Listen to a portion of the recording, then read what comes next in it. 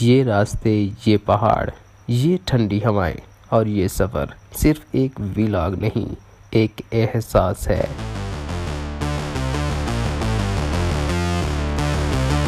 آپ دیکھ رہے ہیں رجویہ ولاگ اور میں ہوں آپ کا بھائی، آپ کا دوست عبدالحمید۔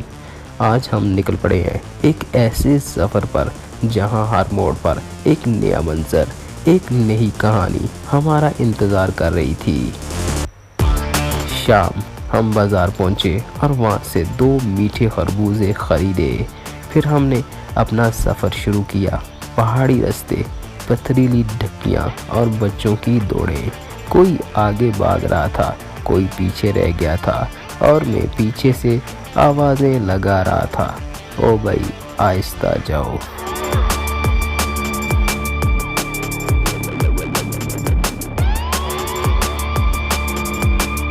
راستہ جتنا خوبصورت تھا اتنا ہی خطرناک بھی۔ ایک گھر بالکل کنارے پر کھڑا تھا، پلروں پر بنا ہوا، ایسا لگ رہا تھا جیسے ہوا کا ایک جھونکا آئے اور وہ نیچے جا گرے۔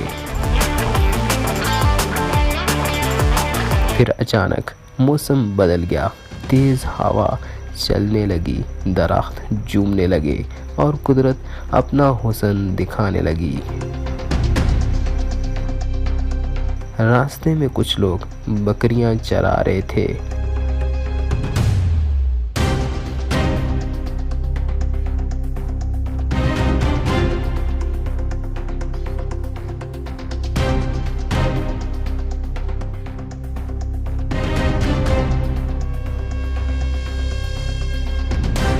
کچھ دور ایک بہت بڑا گھڑا نظر آیا جہاں واٹر اسکیم کے لیے بڑے بڑے پائپ زمین میں دبائے جا رہے تھے۔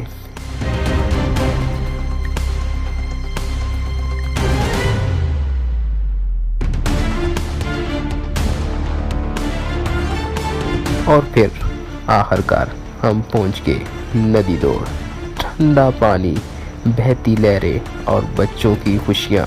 بچوں نے فوراً کپڑے بدلے اور سیدھا پانی میں چھلانگیں لگا دی۔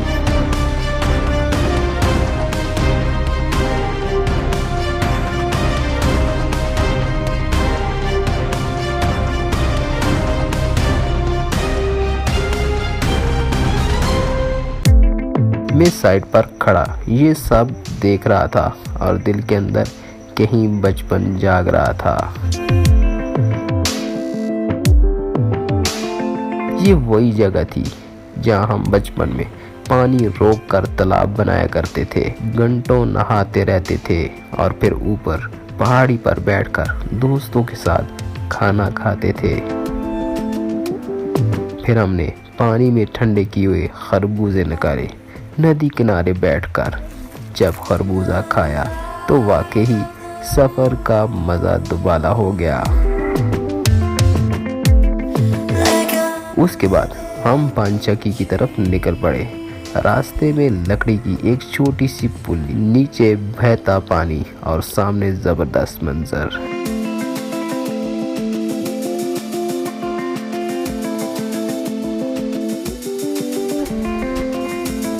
پانچکی کے بڑے بڑے پرناوے اتنی تیزی سے پانی پھینک رہے تھے کہ سب حیران رہ گئے۔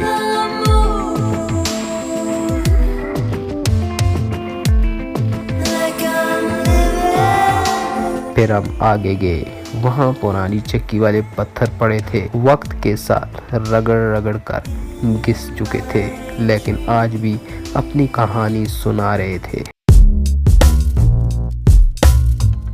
پھر شروع ہوا واپسی کا سفر، مشکل چڑھائی، تھکے ہوئے قدم۔ بچے آگے نکل گئے تھے اور میں آہستہ آہستہ اوپر چڑھ رہا تھا۔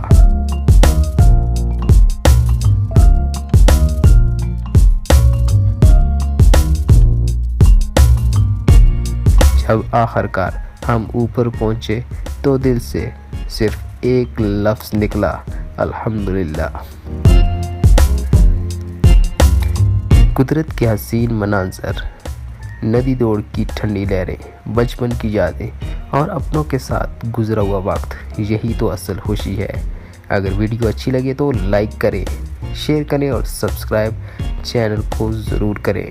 ملتے ہیں اگلے خوبصورت سفر میں۔ اللہ حافظ۔